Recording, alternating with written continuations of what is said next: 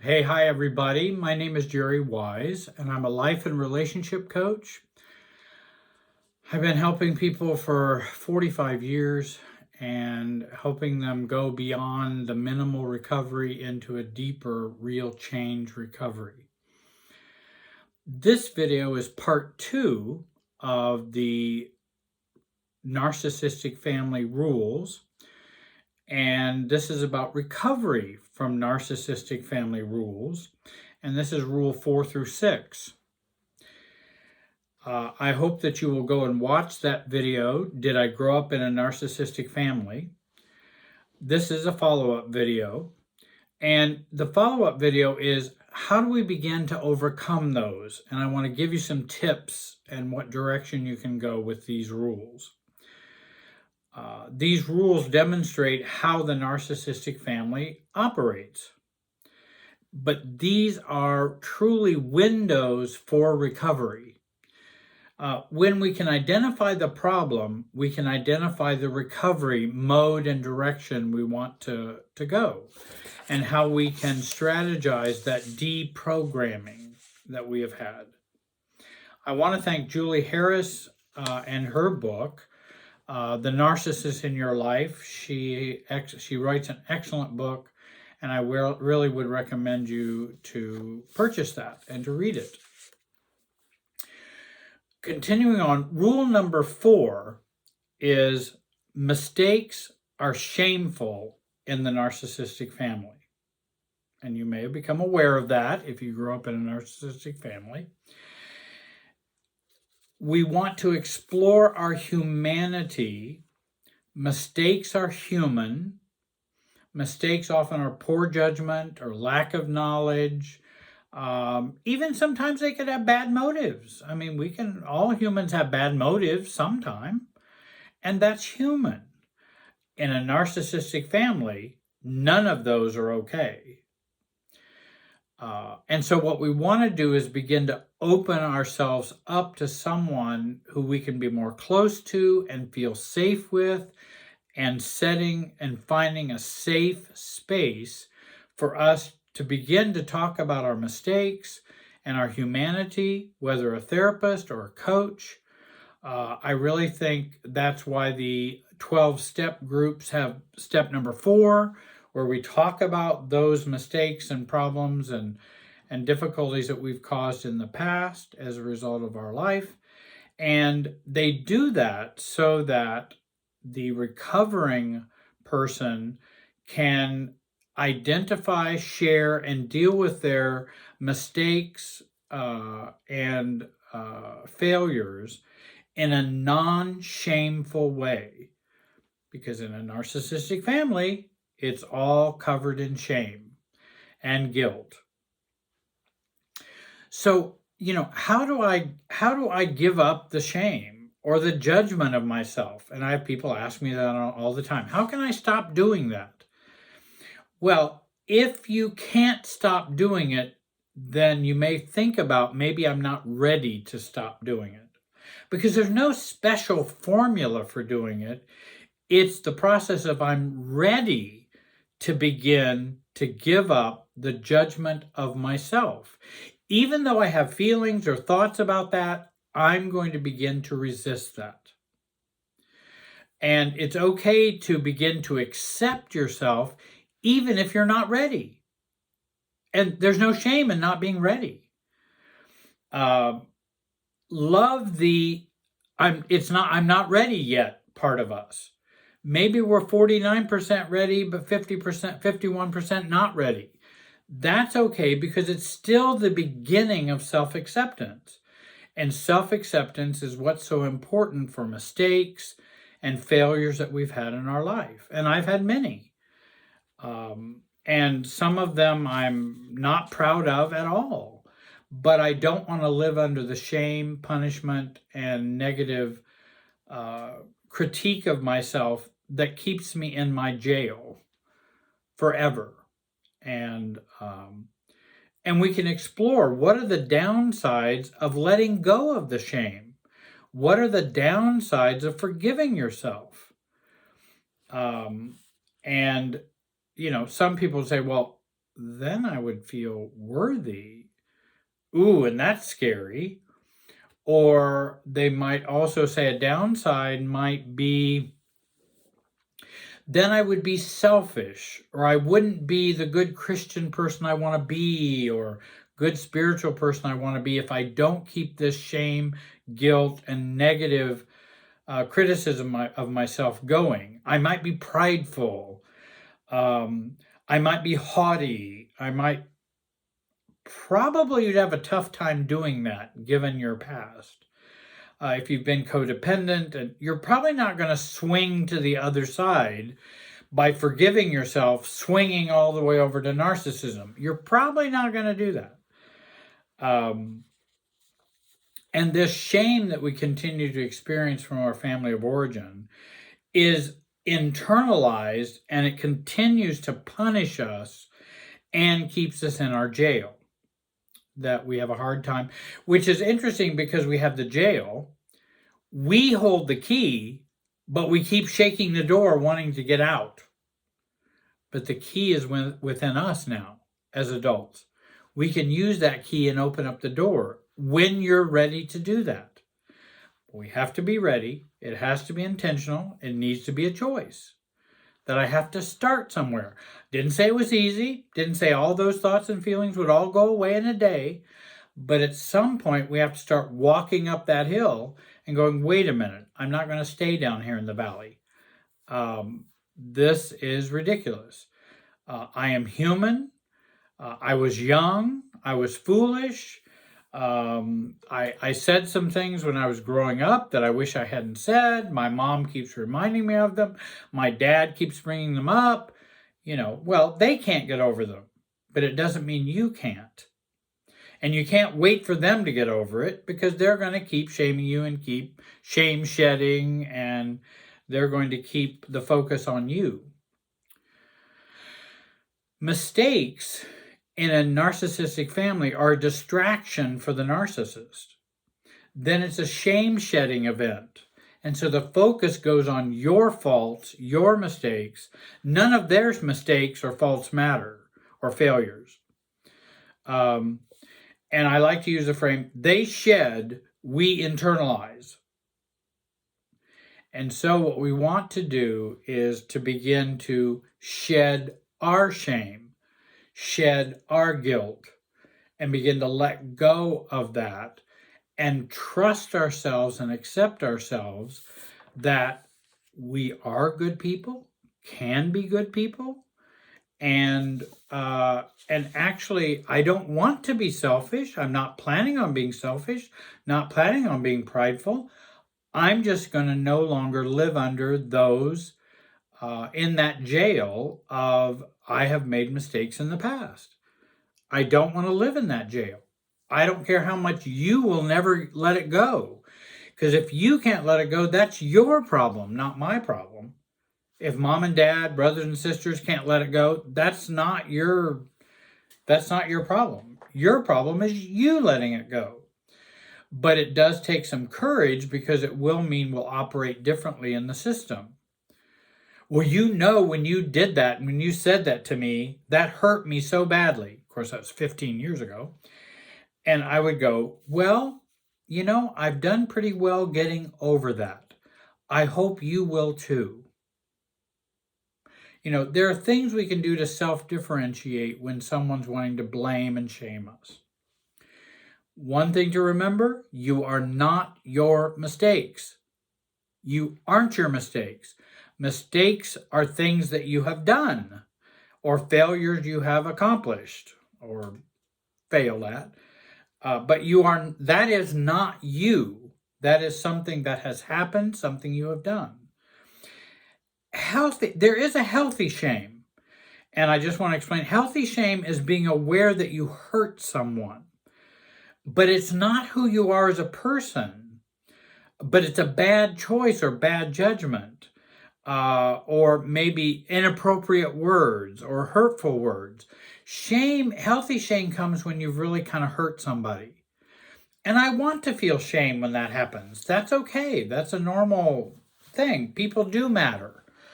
But feeling shame for the next 25 years is not healthy. That's a toxic shame.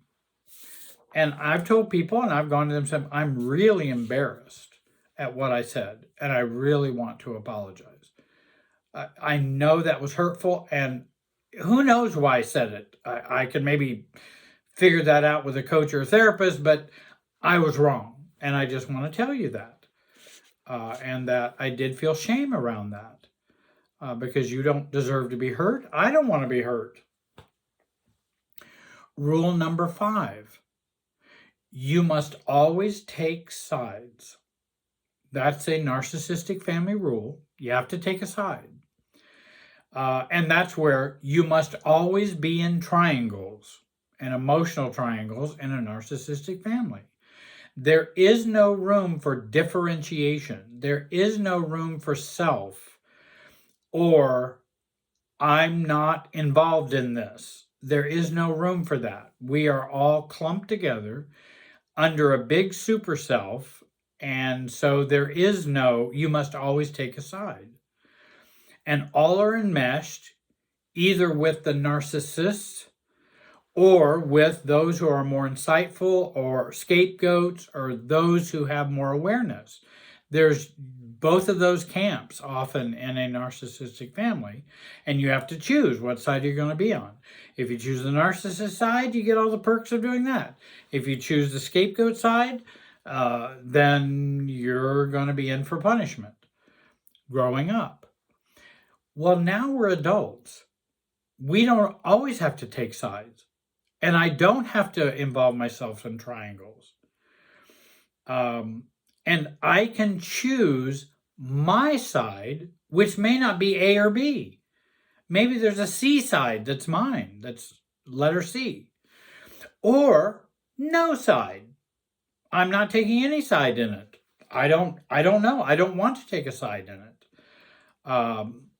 In a narcissistic family, neutrality equals abandonment, rejection, or criticism from the narcissist or the family. Better not be neutral. Well, neutral is not even permitted. I mean, neutrality is not even allowed. So we didn't learn much about neutrality growing up. In a narcissistic family, your monkeys, your circus are my monkeys and my circus. And of course, as adults, no, that's not true. But growing up, it always was true. None of my business is never displayed unless the narcissist is ghosting you or some other crazy relationship move that they might make in that way. But none of my business is not, and it could be none of my business if I don't want to be involved and I don't care about you. Then it could be none of my business from the narcissist. But you're not permitted to have a none of my business attitude. And everyone triangles, so everybody's business is everybody's business all the time. And we grow up with that. Now we have a new way to be as adults. I can be neutral. I don't have to be in triangles.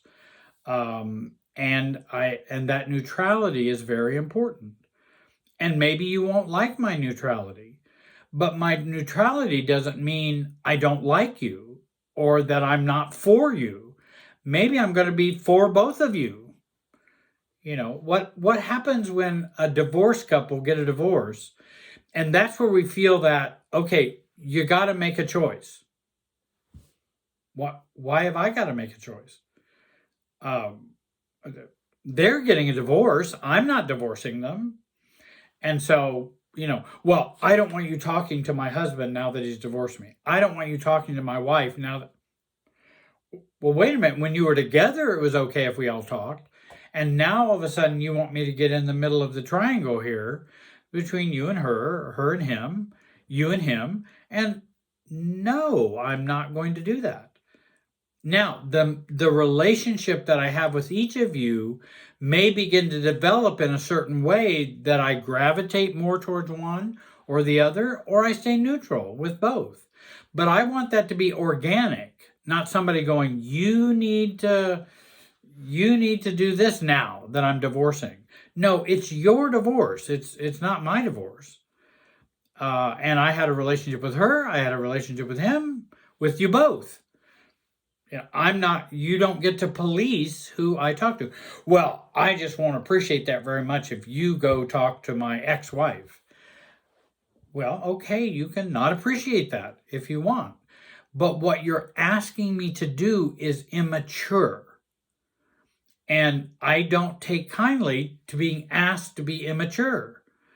I know you're hurting and you're saying that because you're hurt, but don't ask me to be immature so you'll feel better or more safe or more, I'm not gonna, that's not how I operate.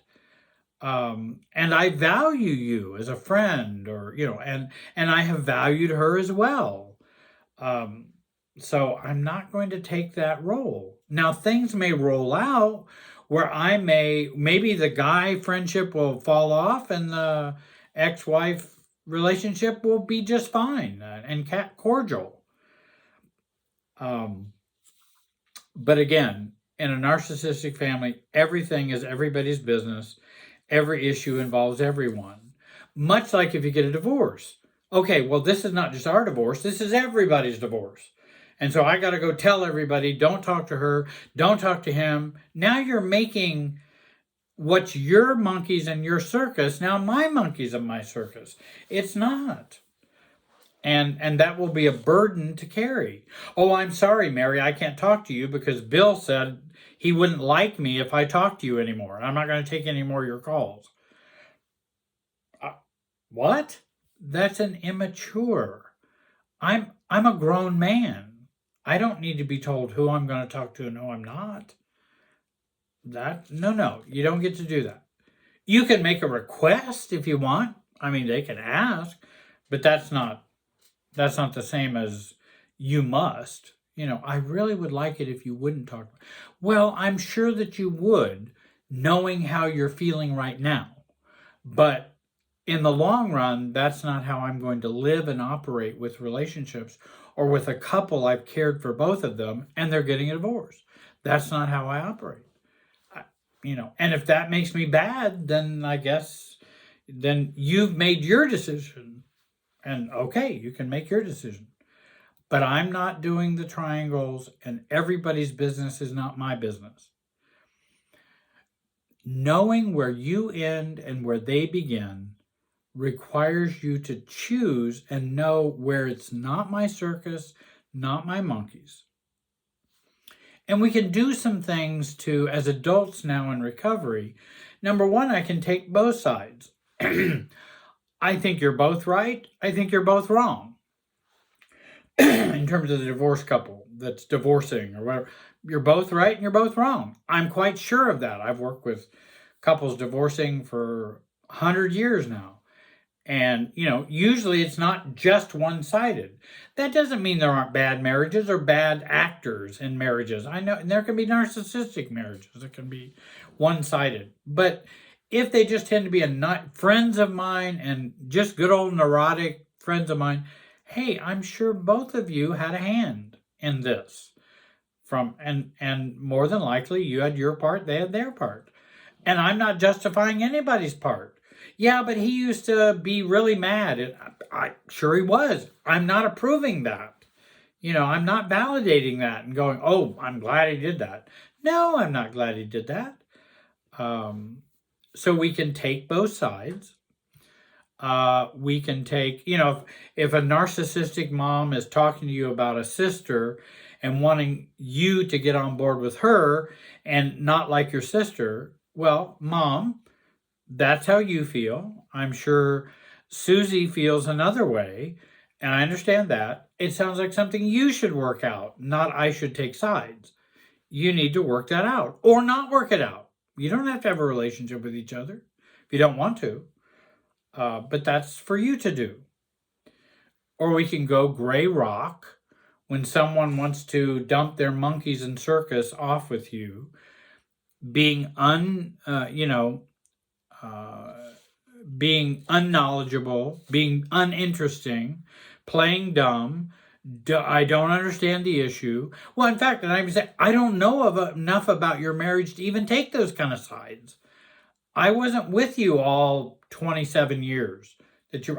I don't know what, I have whatever I saw or whatever, but I don't know what's going on in your marriage.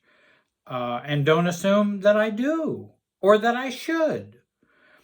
Um, and then I'll also talk. Well, I don't understand the issue. When someone comes to me with a political issue, do you like Biden? Do you like Trump? Do you like who knows, whoever? Russia, America, all the issues that are going on today. Everybody's got opinions about them. I have a degree in political science. I can talk politics, but I'm not going to talk to evangelize or to be evangelized in the political realm. I'm not going to defend myself. I'm not going to have to be on your side. And more than likely, the truth is probably somewhere in the middle. It's probably not A or B. And so, I really try to stay out of that because it doesn't go anywhere. It's not helpful. And it usually most of it is about feel think. People are feeling, then they're thinking, and then they're trying to get everybody on board or reaffirm their own views, trying to talk other people into things. But that's feel think. That's not adult think. That's feel think. Emotions are propelling my confronting you and propelling this argument.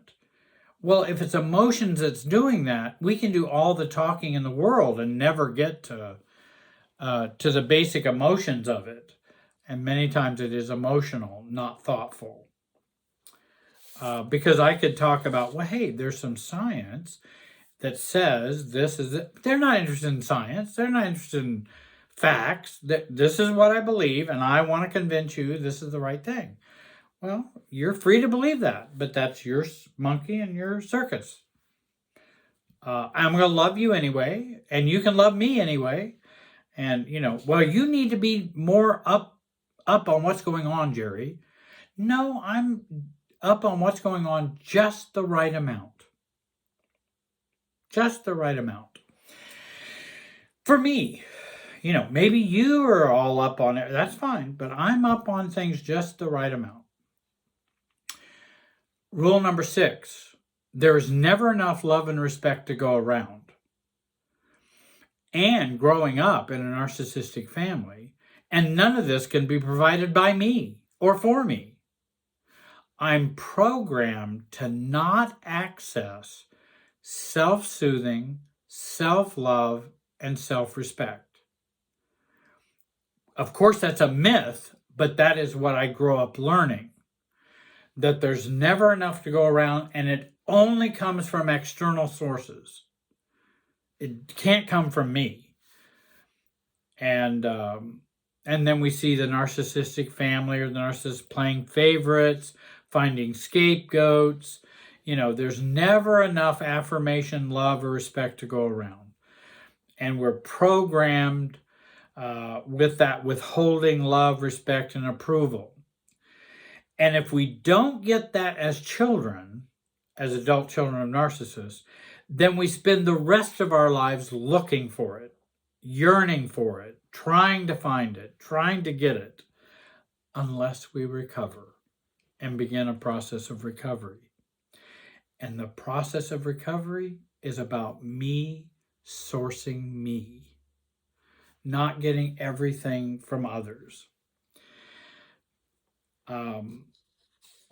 And we adopt that. There's a never enough for me belief. And many people over the years, as well as myself, there's never enough. I can never be loved enough. I can never be accepted enough because there's only just little droplets out there for me, just little, or the banquet table. I just get the crumbs. I never get the banquet. It's all I get is the crumbs because there's not enough. We want to go for abundance. We want to reverse that rule and go for abundance. And you say, Jerry, well, I don't have abundance all around me. I don't have 50 friends who just celebrate me and love me. I don't have, people that care about my family's a mess. They don't care about me. They give me a hard time. No, I understand, but we want to go for the abundance, and the abundance inside with supportive others, a therapist, a coach, a sponsor, a group. That abundance is out there. It's only a myth that we believe it's not. It is out there, but we've been taught it's not. And there is abundance. And in fact, there's abundance of self-love whenever you're ready. And then I work with people to help them get ready and to help them do it and to find it. So it's okay to not be ready. There's no shame in that. But we do want to overcome that. I'm not ready to love myself. And if you need help, give us a call. Look at the website. We have people that can help you do that. I would recommend the book Self-Compassion by Kristen Neff, N-E-F-F, Inner Bonding by Margaret Paul, and there's many inner child books out there. We must begin to provide it for ourselves. Now, you say, well, Jerry, that just sounds so easy. No, it's not. I remember how difficult that was. And I also remember the time when I'm going, well, am I going to do this or am I not? Am I going to love myself? But I really don't like myself. And I really think I'm bad. And I really think I'm worthless. And are you really? I don't know that I want to love myself. So we have to struggle with loving ourselves, but the tap is there that we can turn on the valve and self-love can flow. We just keep the valve off, and we've been taught to don't go near that valve. Don't even go near that. And there's a reason why. If you do, you're going to be a bad person in a narcissistic family, and you'll probably get in trouble and be punished. Provide it for yourself. Love and respect from others becomes the icing on the cake. It's not the cake, it's the icing on the cake. And I think the level of self-love you have is equivalent to the level of love you can give to others. Now, I'm a codependent from way back, and I would have said, oh, no, that's not true. I give love to everybody, but I don't love myself. Well, you're giving love to everybody to try to be filled up as a codependent. That's not the purest, healthiest love. And so love, and that it starts with us, and then we can give true love to other people without the motives of I need to be filled up. And we end up controlling other people by our goodness, our overfunctioning, our codependency, and to feel better. Well, is love about me giving to you so I just feel better? No, I think there's even a higher level than love than that. As children, learning to love ourselves does start with others. Others will love us so that we will love ourselves. And that's the process of nurturing and caring for children. But as adults, it starts with self. You can't start with others when you're an adult. You have to start with self. And that's where we want the intentional, chosen self-love. I hope this has been a help to you today. I hope you'll join, subscribe, comment on here. We've been trying to comment on many people's comments that they put on the YouTube. You can join on the YouTube channel. Visit my website, jerrywiserelationshipsystems.com. And if you want to work with one of us, you can find that information out on the website. I do want to thank you so much for joining me today, and have a great day and be wise.